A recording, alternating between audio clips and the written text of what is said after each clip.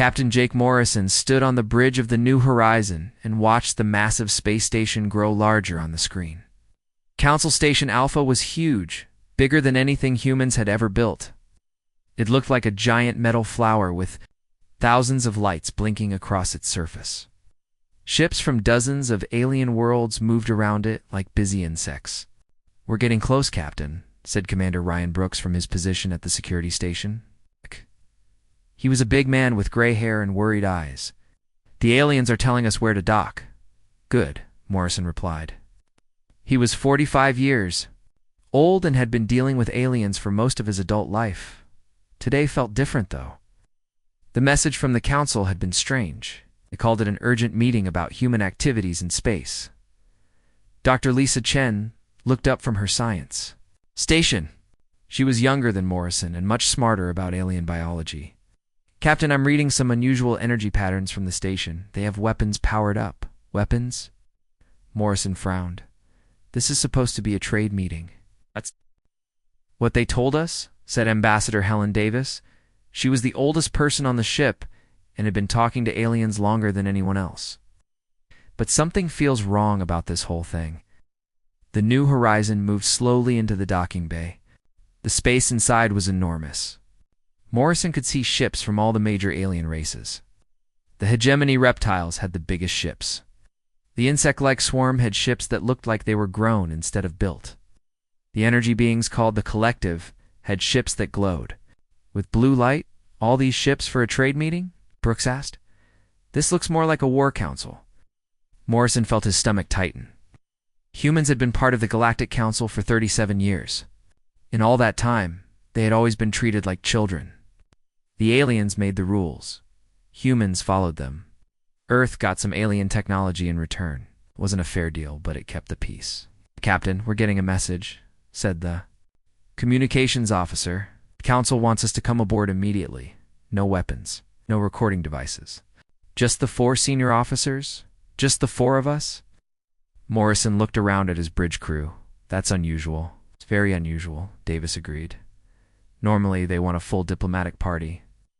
Morrison made his decision. "Brooks, Chen, Davis, you're with me. Everyone else stays here and keeps the ship ready to leave quickly if needed." The 4 humans put on their dress uniforms and walked through the docking tube into the alien station. The air smelled different here, not bad, just alien. The gravity was a little heavier than Earth normal. Lights in the walls pulsed with different colors, and alien was waiting for them. It was tall and thin with blue skin and 4 arms. Morrison recognized it as one of the mediator species. They usually handled minor diplomatic issues. "Welcome, humans," the alien said in perfect English. "The council is waiting. Please follow me." They walked through long corridors filled with aliens of every type Morrison had ever seen. Most of them stopped talking when the humans passed by. Some pointed. A few made sounds that might have been laughter. "They're all looking at us," Chen whispered. I noticed," Morrison whispered back. "Stay alert." The council chamber was a massive round room with seats arranged in circles. The most important aliens sat in the center. The less important ones sat farther out. At the very top was Speaker Zeth Kalar, the leader of the hegemony reptiles. Zeth Kalar was huge, even sitting down. His scales were dark green with gold patterns. His eyes were yellow and cold. When he looked at the humans, Morrison felt like a mouse being watched by a snake. "Humans," Zeth Kalar's voice boomed through the chamber. "You will stand in the center circle and listen." The 4 humans walked to where he pointed. Around it, hundreds of alien faces. None of them looked friendly. "For 37 of your years," Zeth Kalar continued, "we have allowed your species to exist in our galaxy. We have shared our knowledge with you. We have protected you from dangers you could not understand. We have been patient with your violent nature." Morrison started to speak, but Zeth Kalar held up one clawed hand. "You will not speak until given permission. Your time of speaking is over. Your time of listening has begun." The speaker stood up. He was even bigger than Morrison had thought, at least 9 feet tall. His voice echoed through the chamber. "Human aggression has become a problem. Your ships explore where they should not go. Your colonies expand without permission. Your military grows stronger each year. This cannot continue. Morrison felt his hands clench into fists. 37 years of careful diplomacy, and it was coming to this. The Council has decided, Zethkalar announced. Humanity will accept new terms for continued existence in this galaxy. A hologram appeared in the center of the room, showed a document written in both alien script and English. Morrison read the title and felt his blood turn cold. The Human Compliance Directive. Zethkalar smiled, showing rows of sharp teeth. Your species will surrender all military vessels to Council control. Your colonies will accept Council governors. Earth itself will become a protectorate under direct Council supervision. You will no longer make decisions about your own future. This is slavery, Morrison said quietly. You were not given permission to speak, Zethkalar hissed. Morrison stepped forward. I don't need permission to speak for my species. This directive is completely unacceptable. The chamber erupted in alien voices. Some sounded angry, others sounded amused. Zethkalar raised his hand for silence. Your acceptance is not required. Only your obedience. The speaker touched a control on his chair. Perhaps you need a demonstration of why obedience is wise. Morrison felt something press against his mind. It was like having someone else's thoughts pushed into his head. He couldn't move. He couldn't speak. He could only stand there while alien thoughts invaded his brain. The neural dampening field was one of the Council's favorite tools. It could paralyze any biological mind. Morrison had heard about it but never experienced it. Now he understood why humans feared it so much. Chen Brooks and Davis were also frozen. They could only watch as Zethkalar walked down from his platform and stood in front of Morrison. Your species believes it is special, the speaker said. You think your emotions and your determination make you strong? But strength is not about fighting. Strength is about knowing when you are beaten. Zethkalar leaned close to Morrison's face. His breath smelled like rotting meat. You have 72 of your hours to return to Earth and convince your leaders to accept the directive. If they refuse, we will take what we want by force. Your colonies will be destroyed. Your ships will be scattered. Earth will learn to obey. Or Earth will burn. The neural field released Morrison and his crew. They stumbled, but stayed on their feet. The document has been transmitted to your ship, Zethkalar continued. Study it well. These are the only terms you will ever receive. There will be no negotiation, no compromise. Accept or be destroyed. Morrison looked around the chamber one more time. Hundreds of alien faces stared back at him. None showed any sympathy. None showed any doubt. They had already decided humanity's fate. We understand your terms, Morrison said carefully. We will deliver your message to Earth. See that you do, Zethkalar replied. The Council has been patient with humanity for far too long. That patience is now ended. The 4 humans were escorted back to their ship in silence. Nobody spoke until they were safely back on the new horizon and the docking clamps had released. Set course for Earth, Morrison ordered. Course laid in, Captain, the pilot replied. Morrison sat in his command chair and stared at the main screen. Council Station Alpha was already shrinking behind them. Soon, it would be just another star in the darkness. Captain, Brooks asked quietly, what are we going to do?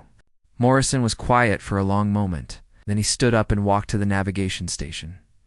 Change course, he said. We're not going to Earth, sir? The pilot looked confused. Set course for the Outer Rim colonies, best speed. But Captain, Davis protested, we have to report to Earth Command. Morrison turned to face his crew. His eyes were hard and cold. Earth's Command will want to negotiate. They'll want to find a compromise. They'll want to save lives by giving the aliens what they want. He paused. Some things are worth more than lives. Some things are worth fighting for even when you can't win. He activated the ship's communication system. This is Captain Morrison to all Outer Rim colonies. Priority Alpha message follows. The Galactic Council has just declared war on human freedom. It's time to remind them why our species doesn't know how to surrender. The message from Captain Morrison reached the Mars Defense Force 3 hours before any official word from Earth. Colonel? Sam Parker was sitting in his office when the emergency signal came through. He was a tough man who had spent 20 years keeping Mars safe from pirates and raiders. Colonel, his aide, rushed into the room. "You need to see this right away." Parker watched Morrison's message on his personal screen. By the time it finished, his hands were shaking with anger. The Galactic Council wanted humans to become slaves. They wanted to take away everything his people had built. "Get me a secure line to all colony commanders," Parker ordered. "Now."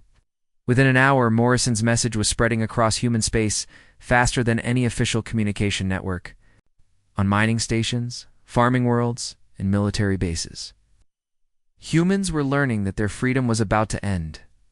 Captain Amy Foster was supervising her extraction on Freedom's Edge when the message arrived. Her mining station was on the edge of human territory, far from Earth's protection. She had always known that one day the aliens might come for them. "Captain," her communications officer called out, "we're getting responses from colonies all across the rim. They're all saying the same thing." "What's that?" Foster asked. "They're saying no. Every single one of them is refusing to accept council rule." Foster smiled grimly. She had expected nothing less. People who chose to live on the frontier were not the type to give up easily. On the military world of New Sparta, Dr. Kevin Walsh was deep underground in his secret laboratory. For 15 years, he had been working on projects that Earth's government would never approve. Projects that violated every treaty with the Galactic Council. Doctor, his assistant, ran into the lab. "Have you seen Morrison's message?" Walsh stopped working and looked up. "No. What message?" "The Council has given us an ultimatum. They want us to surrender all our weapons and accept alien rulers." Walsh was quiet for a moment. Then he smiled. "Well then, guess it's time to show them what we've really been working on down here." He activated a communication system that connected to hidden bases across human territory. The Prometheus protocol had been a secret for decades. Now it was time to use it, says Dr. Walsh to all Prometheus stations. Authorization code, Defiance Alpha. Repeat, Defiance Alpha. Begin immediate deployment of all assets. Cross-human. Space, hidden weapons platforms came online. Ships that looked like civilian freighters revealed military-grade armor and guns. Research stations activated defense systems that the Council had never seen before. Admiral Beth Stone was on her flagship. When the colony responses started coming in, she was supposed to be retired, but the Outer Rim colonies had asked her to coordinate their defense forces. Now she understood why. "Admiral," her communication officer reported, "we have positive responses from 47 colonies. They're all declaring independence from both Earth and the Council." "What about Earth's response?" Stone asked. "Still nothing official, but we're picking up a lot of emergency meetings in government buildings."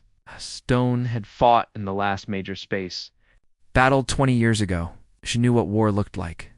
She also knew that humans had never fought anything like the Galactic Council before. "Send a message to all colony fleets," she ordered. "Begin moving to Rally Point Alpha and tell them to bring everything they have." Dr. Lisa Chen was still on the New Horizon when Morrison's plan became clear. The ship was moving through hyperspace toward the first colony world. She had been studying alien technology for years, looking for weaknesses.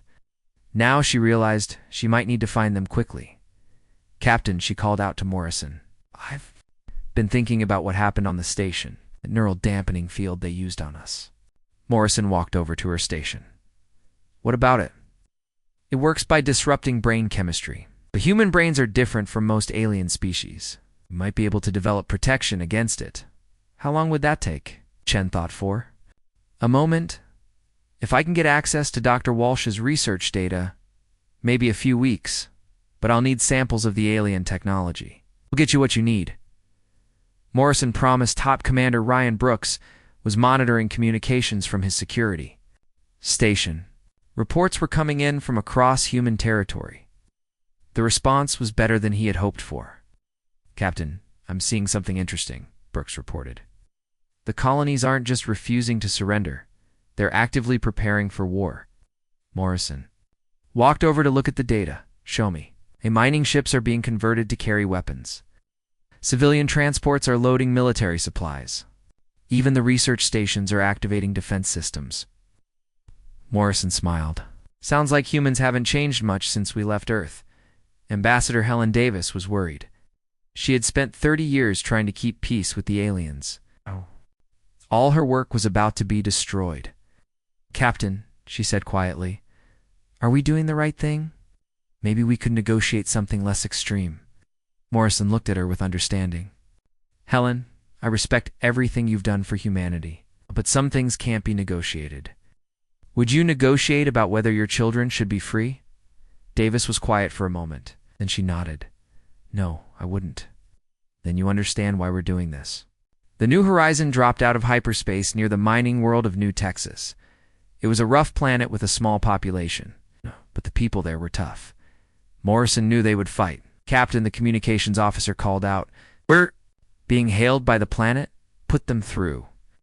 A weathered man appeared on the screen.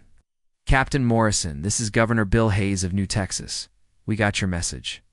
We're with you 100%. What's your situation down there?" Morrison asked.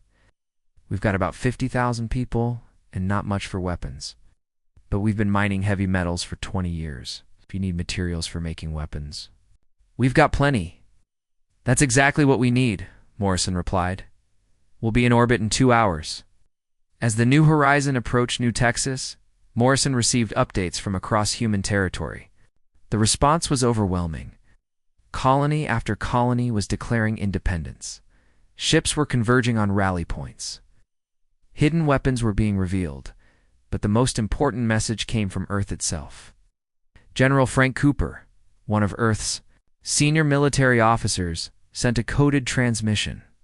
"Morrison, this is Cooper. I can't say much on an open channel, but you should know that not everyone on Earth agrees with the government's position. If things go badly, you might have more support than you think." Morrison felt a surge of hope. Maybe humanity could really stand together against the Council. Dr. Walsh's voice came through on the secure channel. "Captain, this is Prometheus Base. We're ready to begin full deployment. I'm sending you technical specifications for our new weapons. I think you'll find them interesting." Morrison looked at the data streaming to his ship's computers. Weapons that could punch through alien shields. Ships that could outrun anything the Council had. Defense systems that turned entire planets into fortresses. "My God," he whispered. "How long have you been preparing for this?" "Since the day we first met the aliens," Walsh replied. "Some of us never trusted them." Captain Foster's voice joined the conversation from Freedom's Edge. "All mining stations in Sector 7 are ready to fight. We've converted our ore haulers into warships. They might not look like much, but they can carry a lot of firepower." Admiral Stone's voice came through clearly. "This is Stone to all colonial forces. I've been studying Council military tactics for 20 years. They're strong, but they have weaknesses. They rely too much on their technology and not enough on their thinking. If we're smart about this, we can win." Morrison felt something he hadn't felt in years. Hope. Real hope that humanity might survive this. But then another message came through. This one was from Earth, and this is Earth's command to Captain Morrison. "You are ordered to return to Earth immediately. The government has decided to accept the Council's terms. All colonial forces are ordered to stand down and prepare for transition to Council authority." The bridge of the New Horizon went quiet. Everyone looked at Morrison. "Well, Captain," Brooks asked, "what do we do now?" Morrison stood up slowly. He looked around at his crew, then at the data showing colonial ships gathering across human space. "Send a message to Earth Command," he said quietly. "Tell them that the Independent Human Coalition respectfully declines their order. Tell them that some humans still remember what freedom means." He activated the ship's general communication system. "This is Morrison to all human forces. Earth has chosen to surrender. We choose to fight. From this moment forward, we are no longer citizens of Earth. We are citizens of free humanity, and free humanity does not bow to anyone." Across human space, cheers erupted from ships and stations. The war for human freedom had officially begun. Speaker Zeth Kalar stood in the command center of his flagship and watched the reports coming in. The massive ship called Dominion's Will was the pride of the hegemony fleet. It was 3 miles long and carried enough weapons to destroy a planet. "The humans refuse to surrender," his aide reported. "Their outer colonies have declared independence. They're gathering ships for battle. Zethgalar's yellow eyes glowed with anger. Possible. Humans are weak. They have no real weapons. No real ships. They should be begging for mercy. The reports are confirmed, Speaker. They have at least 200 ships gathering at various points. 200 human ships against the Third Fleet? Zethgalar laughed, a sound like breaking glass. Send Admiral Korath with 50 ships. That should be more than enough to crush this rebellion. 3 days later, the first battle of the war began at Haven's Rest, a peaceful farming world on the edge of human territory. Captain Amy Foster had arrived 2 hours earlier with her converted mining ship. The vessel looked nothing like a warship, but Dr. Walsh's people had packed it with weapons. Contact on long-range sensors, Foster's navigator reported.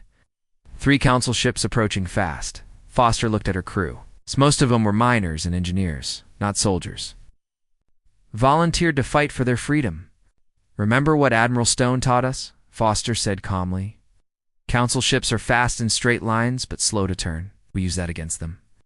The 3 council destroyers dropped out of hyperspace in perfect formation. They were sleek silver. Ships with energy weapons that could melt through normal armor. Their captain expected to destroy the human ship quickly and move on to bombing the planet. Human vessel. The alien captain's voice came through the communication system. Surrender immediately or be destroyed. This is Captain Foster of the Independent Human Coalition ship Freedom's Edge. We do not surrender. The lead council ship fired first. Blue energy beams shot across space toward Foster's ship. But the mining vessel was already moving. Foster had learned to fly in asteroid fields where one mistake meant death. Dodging alien weapons was just another day at work. Turn fire, Foster ordered. Her ship's weapons were not energy beams or plasma cannons like the aliens used. They were simple kinetic weapons. Chunks of metal fired at incredible speed. The council ships had shields designed to stop energy weapons. They were not ready for solid projectiles. The first shot punched through the lead ship's shields and tore a hole in its hull. Atmosphere vented into space as the alien crew scrambled to seal the breach. Impossible, the alien captain transmitted. Your weapons cannot penetrate our shields. Guess again, Foster replied. The battle lasted 20 minutes.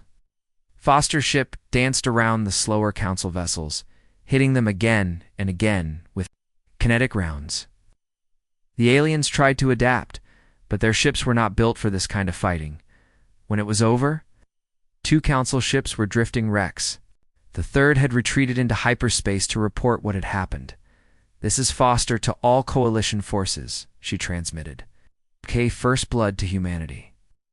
The aliens bleed just like anyone else. News of the victory spread quickly through human space. On New Sparta, Dr. Walsh smiled as he activated his latest creation. High above the planet, a network of satellites came online.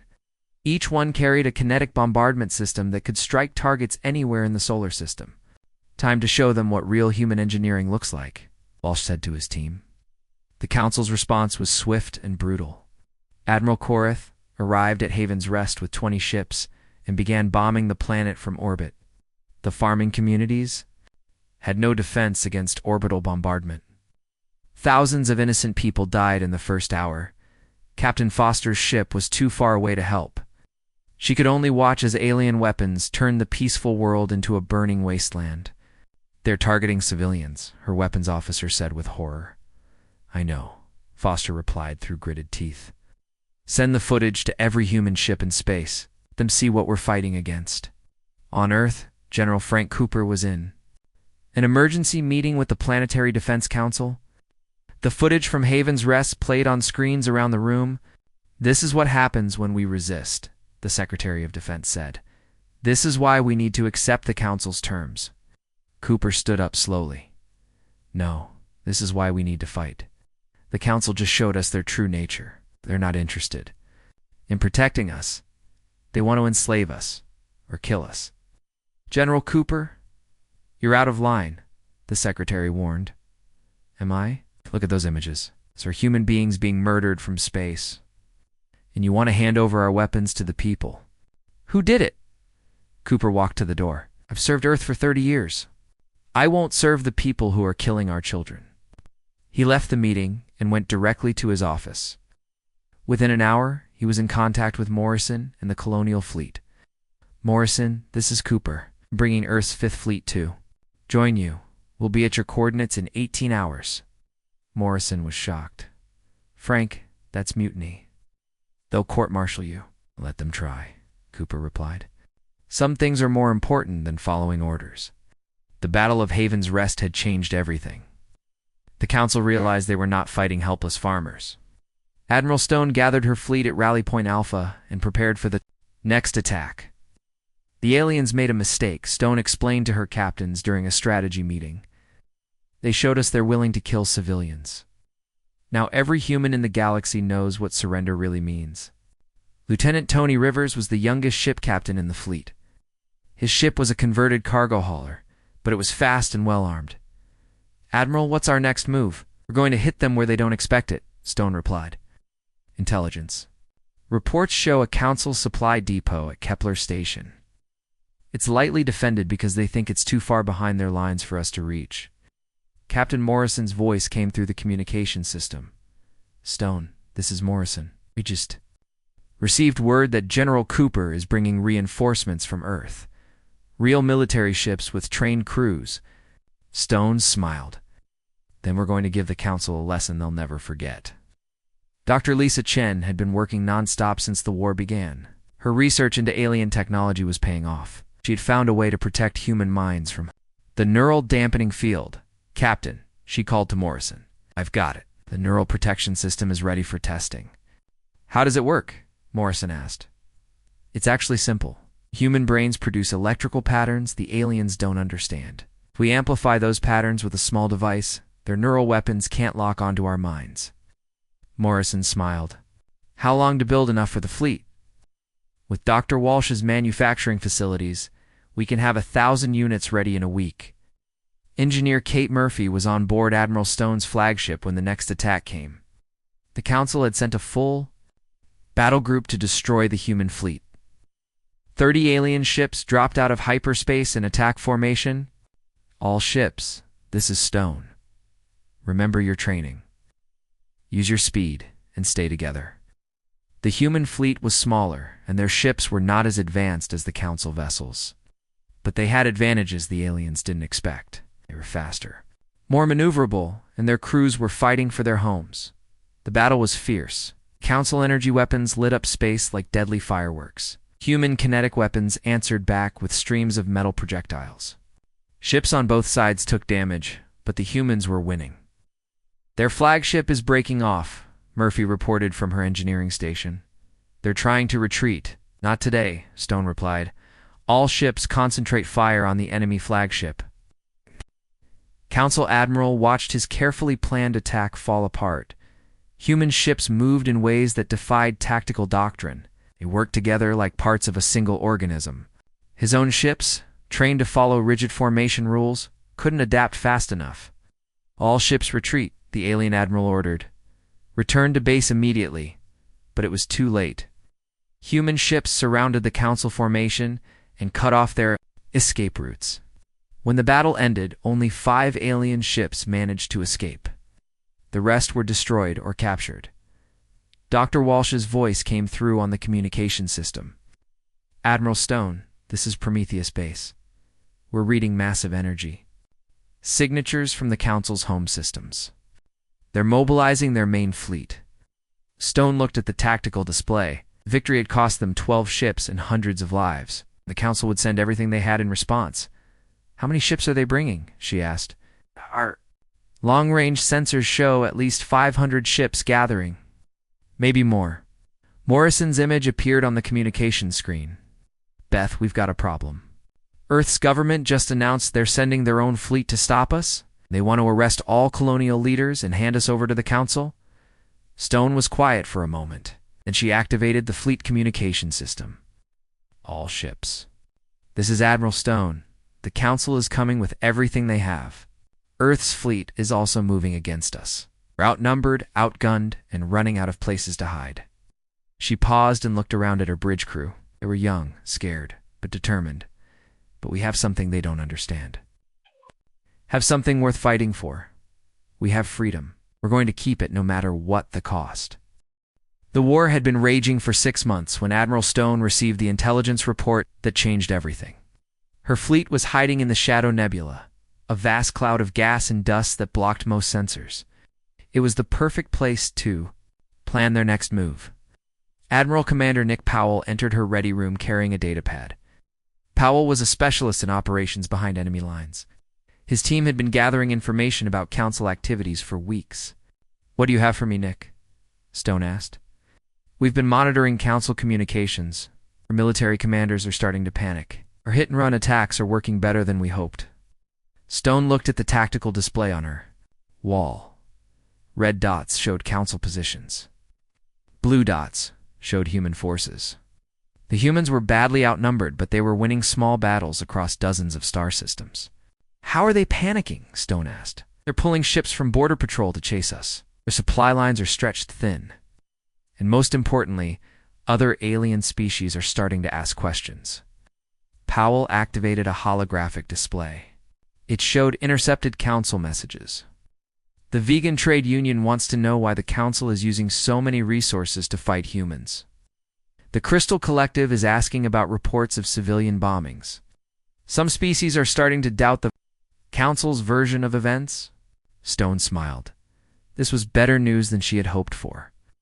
"There's more," Powell continued.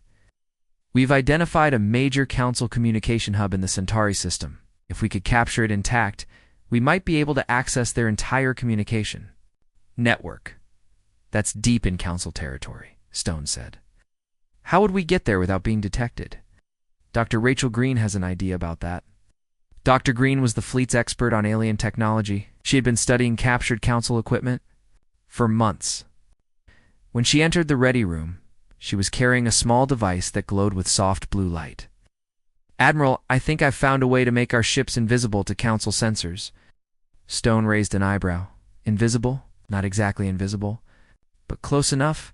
Council sensors work by detecting specific energy patterns. If we can mask those patterns, their sensors will see empty space instead of our ships."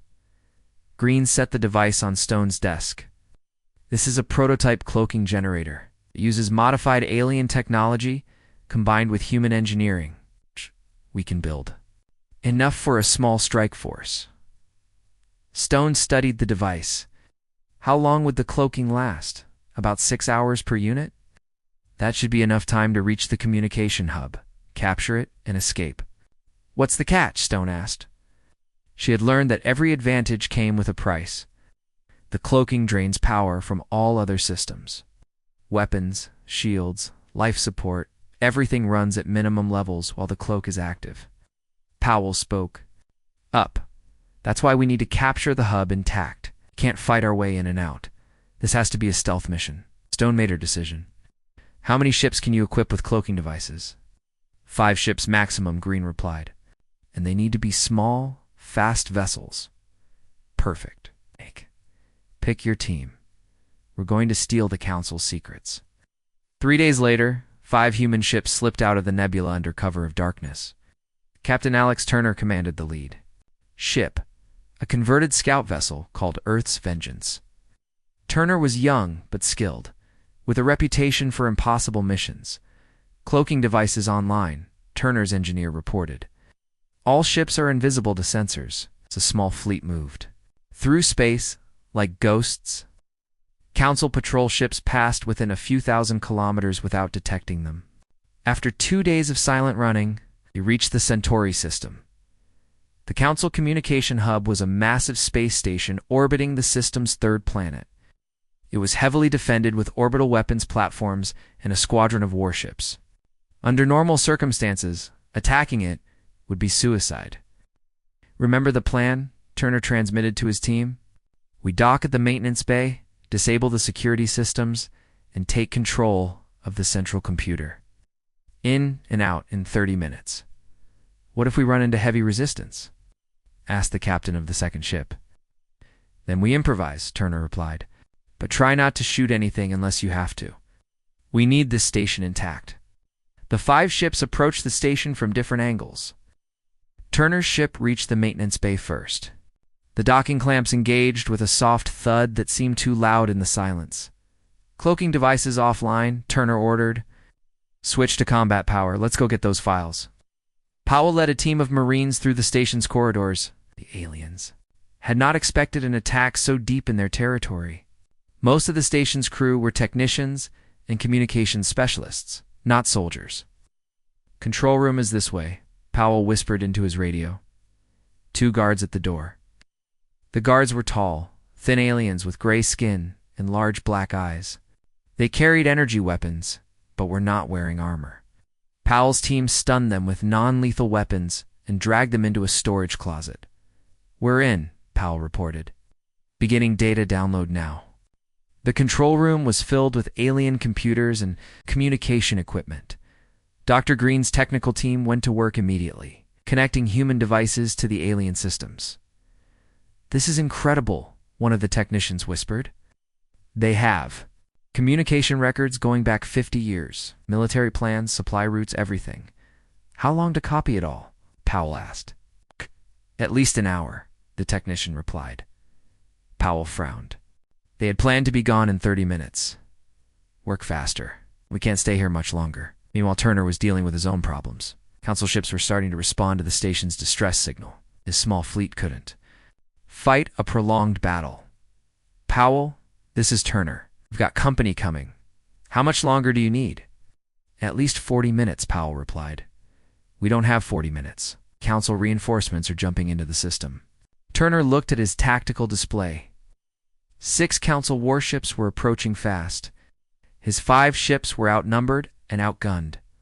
"All ships prepare for combat," Turner ordered. "We're going to buy Powell the time he needs." The battle began as soon as the Council ships came within weapons range. Turner's small fleet scattered, using their speed and maneuverability to avoid the alien weapons. They couldn't win a direct fight, but they could keep the enemy busy. "Turner, this is Powell. We're getting something big here. Council has been planning to eliminate other species, not just humans. This goes way beyond what we thought." "Can you prove it?" Turner asked, while dodging another energy blast. "We're downloading files that show systematic suppression of at least 12 different species. The Council has been destroying any race that shows signs of independence." Turner's ship shook as an alien weapon found its mark. "How long to finish?" "The download. 20 minutes, Powell replied. Turner made a decision that would change the course of the war. "All ships, protect the station at all costs. We're not leaving without this information." The human ships formed a defensive screen. Around the communication hub, they were taking heavy damage, but they held their positions. One ship was destroyed, another was badly damaged and limping. "Download complete," Powell finally announced. "We've got everything. Military plans, communication codes, and evidence of Council crimes against dozens of species. All ships retreat immediately," Turner ordered. "Jump to Rally Point Bravo." The surviving human ships escaped into hyperspace just as more Council reinforcements arrived. They had lost 1 ship and 12 brave crew members, but they had gained something far more valuable than intelligence. They had gained proof that the Council was humanity's enemy, not by choice, but by nature. When Admiral Stone saw the downloaded files, she immediately called a meeting of all human commanders. The evidence was overwhelming. The Council had been planning genocide against humanity for years. The ultimatum had just been the first step. "This changes everything," Stone said to the assembled captains. "This isn't just about human freedom anymore. The Council is a threat to every free species in the galaxy." Captain Morrison studied the alien documents. "We need to share this information with other species. Show them what the Council really is." "Already working on it," Powell reported. "We're broadcasting this data to every alien government we can reach." The response has been interesting. "How so?" Stone asked. 3 species have already declared independence from the Council. 2 more are asking to meet with human representatives. The Council's empire is starting to crack. Dr. Chen's voice came through the communication system. "Admiral, I'm detecting massive energy signatures throughout Council space. They're mobilizing everything they have." "How massive?" Stone asked. "Over 1,000 ships. Maybe 1,500? They're gathering at Council Station Alpha. Morrison looked grim. They're coming for Earth. If they can't control humanity, they're going to destroy us completely. Stone stood up and looked around the room at her officers. They were tired, outnumbered, and far from home. But they had something the Council couldn't understand. Send a message to every human ship in space, Stone ordered. Tell them it's time to go home. The final battle is coming, and we're going to meet it at Earth. She paused and looked out at the stars. It's time to show the galaxy what happens when you threaten humanity's homeworld. Earth had never seen so many ships in one place. The human fleet stretched across the solar system like a metal constellation. Ships from every colony, every mining station, every outpost had come home to defend humanity's birth world captain. Morrison stood on the bridge of his command ship Defiant and watched the tactical display. 1,500 Council ships were approaching from deep space. The largest alien fleet in galactic history was coming to destroy Earth. Final count, Admiral? Morrison asked Stone, who was coordinating the defense from her flagship. 800. Human ships, Stone replied over the communication system. Not all of them are warships, but every one has weapons and a crew willing to fight. Morrison looked out at the approaching alien fleet. Each Council ship was larger and more powerful than most human vessels. The odds were impossible, but humanity had faced impossible odds before. All ships.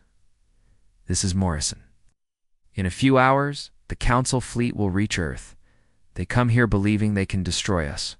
They think our homeworld will burn like the colonies they attacked. He paused and looked around his bridge. His crew was young and scared, but their eyes burned with determination. They're wrong. This is Earth. This is where humanity was born. This is where we learn to fight, to dream, to reach for the stars. And this is where the Galactic Council learns that some things are worth more than life itself. Dr. Walsh's voice came through the communication system from his hidden base on the moon. All ships, this is Prometheus Base. Solar Lance is online and ready for targeting. Morrison smiled. The Solar Lance was Walsh's greatest creation, a weapon that focused the sun's energy into a beam, capable of destroying the largest ships. It had taken 20 years to build in secret, but now it would help save Earth. Dr. Chen, what's the status on our new defense systems? Morrison asked. Chen looked up from her science station. All orbital platforms are online. The neural protection devices are installed on every ship. And I've got one more surprise for the Council. What kind of surprise? Remember how they used that neural dampening field on us? I've learned how to reverse it. Instead of stopping thoughts, we can broadcast them. Morrison didn't understand. Immediately. What do you mean? I mean, we can show every alien in the Council fleet exactly what we've discovered about their government. Every crime, every lie, every plan for genocide. They'll see it directly in their minds. On the approaching Council flagship Eternal Dominion, Speaker Zethkalar was preparing for what he thought would be an easy victory. The massive ship was 10 miles long and carried enough weapons to level a continent. Status report, Zethkalar demanded from his command throne. Human fleet detected at maximum sensor range, his tactical officer reported. Approximately 800 vessels of various sizes. 800? Zethkalar laughed. I brought 1,500 ships to crush 800 humans. This will be over in an hour. But his intelligence officer looked worried. Speaker, we're detecting unusual energy readings from the inner system. The humans appear to have constructed some kind of large-scale weapon. Possible. Human technology is primitive. Begin the attack. The Council fleet moved into Earth's solar system like a dark tide. Their ships blocked out the stars as they approached. On Earth's surface, 4 billion people looked up at the sky and saw their fate approaching. But Earth was not defenseless. Hidden weapons platforms throughout the solar system came online. Asteroid mining stations revealed themselves to be military bases. Even the space elevators were armed with defensive systems. Incoming transmission from the Council fleet, Morrison's communication officer reported. Put it through. Zethkalar's reptilian face appeared on the screen. His yellow eyes glowed with hatred. Humans, this is your final warning. Immediately, and your deaths will be quick. Resist, and we will make your planet burn for 1,000 years. Morrison looked back at the alien without fear. Speaker Zeth Kohler, this is Captain Morrison of the Independent Human Coalition. A message for you too. He nodded to Dr. Chen, who activated her new device. Suddenly, every alien mind in the Council fleet was flooded with images and data. They saw the secret files Powell had stolen. They saw evidence of the Council's plans to eliminate dozens of species. They saw the truth about their own government's crimes. On ships throughout the alien fleet, crew members stared in shock as the information poured into their minds. Many of them had never known what their leaders were really doing. What is this? Zeth Kohler roared as the images filled his own mind. This is the truth, Morrison replied. This is what your council really is. This is why we fight. Some council. Ships began to slow down. Few even stopped completely as their crews refused to continue the attack. But Zeth Kohler and his loyal forces pressed forward. All ships, fire at will, Zeth Kohler ordered. Destroy everything human. The largest space battle in galactic history began as 1,500 alien ships opened fire on Earth's defenders. Energy beams and plasma bolts lit up the darkness between planets. Human ships scattered and regrouped, using their speed and maneuverability to survive the overwhelming firepower. Solar Lance, you are clear to fire, Morrison transmitted to Dr. Walsh. The weapon hidden on the moon, charged up with energy drawn directly from the sun. A beam of pure solar fire lanced across space and struck the Council's lead battle group. 3 alien dreadnoughts simply vanished, turned to vapor by the incredible heat. Impossible, Zeth Kohler whispered. How do they have such weapons? Captain Foster, now commanding a squadron of converted civilian ships, led a desperate attack against the Council's left flank. Her miners and engineers fought like veterans, using tactics no military academy had ever taught. Remember, we're not trying to win, Foster transmitted to her pilots. We're trying to survive long enough for the big guns to work. Admiral Stone coordinated the overall defense from her position near Mars. Her military experience was invaluable as she moved human forces like pieces on a chessboard, always staying one step ahead of the alien commanders. All ships, concentrate. Fire on the enemy flagship, Stone ordered. If we can take out Zeth Kohler, the rest might surrender. General Cooper's Earth fleet had arrived just in time to join the battle. His military ships added their firepower to the colonial forces, proving that all of humanity could fight together when it mattered. Morrison, this is Cooper. My ships are moving to protect Earth's orbital cities. We won't let them hurt our civilians. Dr. Walsh fired the solar lance again and again, each shot destroying multiple Council ships, but the weapon was overheating. Morrison, I can give you maybe 3 more shots before the lance needs to cool down. Make them count, Morrison replied. Battle raged for 6 hours. Human losses were heavy, but the Council fleet was taking even worse damage. More alien ships were deserting as the truth about their government spread through their ranks. Commander Powell led a boarding assault against a Council supply ship.